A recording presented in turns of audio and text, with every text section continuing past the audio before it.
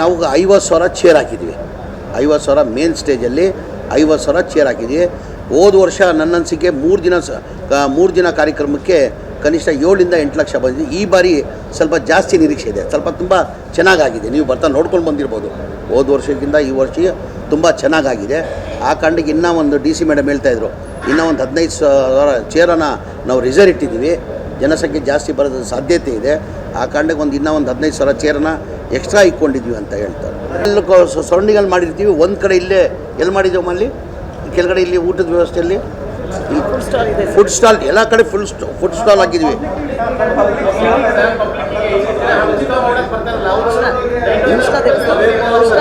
ಕೃಷ್ಣ ದೇವಸ್ಥಾನ ಅಥವಾ ಎಲ್ಲ ಊಟದ ವ್ಯವಸ್ಥೆ ಮಾಡಿದ್ವಿ.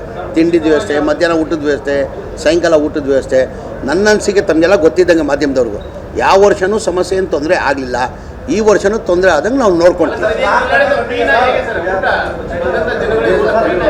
ಇಲ್ಲ, ಸ್ಟಾಲು ಹಾಕಿದ್ದೀವಿ. ಸ್ಟಾಲಲ್ಲಿ ಸ್ವಲ್ಪ ರೀಸನಬಲ್ ಇಲ್ಲ, ಫ್ರೀನೂ ಇಟ್ಟಿದ್ದೀವಿ, ಸ್ಟಾಲು ಇಟ್ಟಿದ್ದೀವಿ. ಈಗ ಭಾಳ ಜನಕ್ಕೆ ಸ್ಟಾಲ್ ಬೇರೆ ನಮ್ಮ ಊಟ ಇಷ್ಟ ಆಗಲ್ಲ, ಅವ್ರಿಗಂತ ಬೇರೆ ಸ್ಟಾಲು ಇಟ್ಟಿದ್ವಿ. ಊಟದ ಸ್ಟಾಲ್ ಹಾಕಿದ್ದೀವಿ. ನಮ್ಮ ಸರ್ಕಾರ ವತಿಯಿಂದ ಅವ್ರಿಗೂ ಫ್ರೀನೂ ಊಟದ ವ್ಯವಸ್ಥೆ ಮಾಡಿದ್ವಿ. ಶಿವರಾಜ್ಕುಮಾರ್ 13ನೇ ತಾರೀಕು ಶಿವರಾಜ್ಕುಮಾರ್ ಬರ್ತಾವ್ರೆ, ಅಶ್ವಿನಿ ಪುನೀತ್ ಅವ್ರು ಬರ್ತಾವ್ರೆ, ಗೋಲ್ಡನ್ ಸ್ಟಾರ್ ಗಣೇಶ್ ಅವ್ರು ಬರ್ತಾವ್ರೆ, ರಾಜ್ ಶೆಟ್ಟಿ ಬರ್ತಾವ್ರೆ, ಅರ್ಚಿತಾರಾಮ್ ಬರ್ತಾವ್ರೆ,